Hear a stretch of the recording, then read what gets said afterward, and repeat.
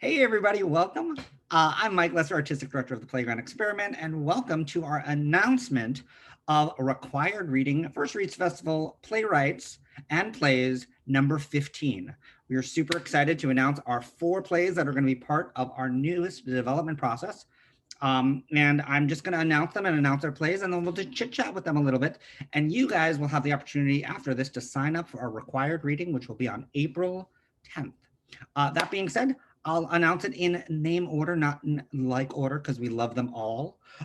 First up, we have David Cece with his play musical, Kaleidoscope the Musical. Come on in, David. Show yourself. Show yourself. Hey, how you doing, David?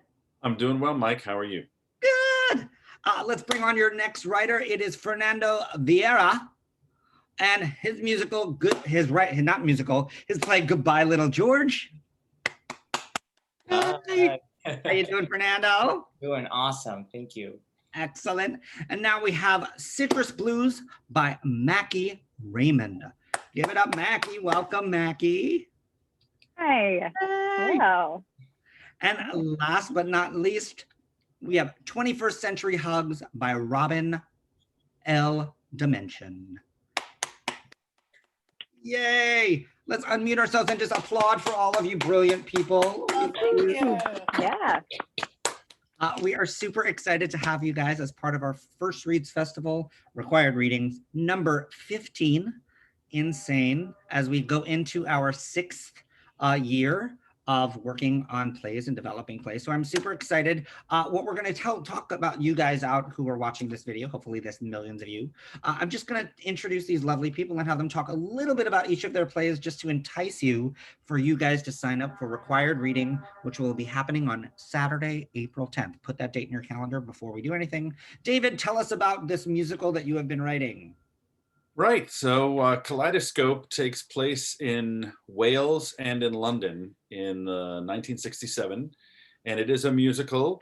So our protagonist lives in a small town named Diffrin, and the town is at risk, shall we say.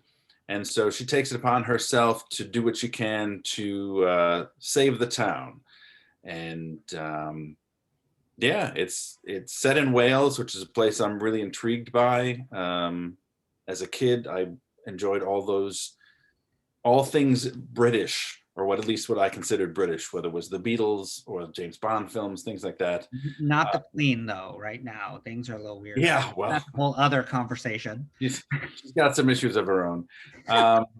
But when I rediscovered this 60s rock band that I enjoyed as a kid, I listened more closely to their songs and dug in a little deeper, and the band started in Wales, and I realized that, you know, Wales is its own unique part of Great Britain and part of the United Kingdom. So so it gave me a chance to explore what that's about. Oh, yay.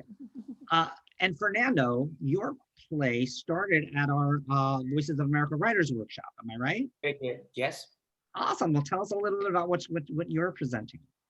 Great. So Goodbye Little George, it's a play about a 13-year-old boy who is struggling with gender identity. He has secretly begun to cross-dress at home, and when his family finds out, it becomes real trouble and dangerous for him. So he is forced to leave home.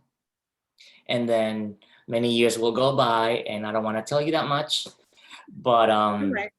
yeah. So yeah, it's a story about it's a journey of gender identity, basically. Your play also takes place in the 60s. It starts In the mid 60s at the beginning, and in the early 80s as well. Awesome. I love it. Time period pieces. I love it. And Mackie, tell us about Citrus Blues. Yeah, Citrus Blues is about 3 contemporary teenagers working together at a struggling video rental store, and yeah, figuring each other out, figuring themselves out, talking about the state of the world and pop culture, and getting into conflicts with each other and other people who come into the store, and that's the play. And tons of great movie references. There are, yeah, fittingly a lot of movie references. Yep. As a video store should. I know. And Robin, 21st Century Hugs. I give you all hugs right now. 21st Century Hugs is a comedy and also a love story. And it's set in 2025. After the pandemic, we've had a few situations where we no longer can touch each other publicly. And so now those sanctions have been lifted, and we fall into a New Jersey mall where we find Dr. Robert Roberts, who has discovered a new format for getting people to touch each other comfortably again. And there's Judith, who is his receptionist and assistant, and a little love story. And then suddenly things change when the mall is attacked by a shooter. Uh-oh. That doesn't sound very funny, but it is. Insanity ensues. Insanity ensues, yes. So we are super happy. So for those of you that have never been to our Required Reading First Reads Festival, these brilliant writers are opening up their hearts and their minds and their craft to you guys who want to participate in required reading, where you will get to read all of their drafts of their play, mostly their first drafts. So it is not about being the first finished polished draft play. And then you have a lovely questionnaire that you will fill out, and we will meet on April 10th to talk about their plays. And then they will go on a journey of a rewrite. The goal of our Required Reading First Reads Festival is for these 4 writers in 30 days to go from draft 1 to draft 2. And we are super excited, and we are super thankful that each of you have joined us on this journey. And you guys out there can sign up right now at thepge.com on the Required Reading April 10th date, just to get to read these plays and play with us. Thank you guys so much for playing and participating. Let's beg everybody to sign up. Sign up. People are like, don't sign up. Sign up. And we hope to see you soon. Everybody say goodbye to YouTube land. Bye. Bye. Sign up thepge.com.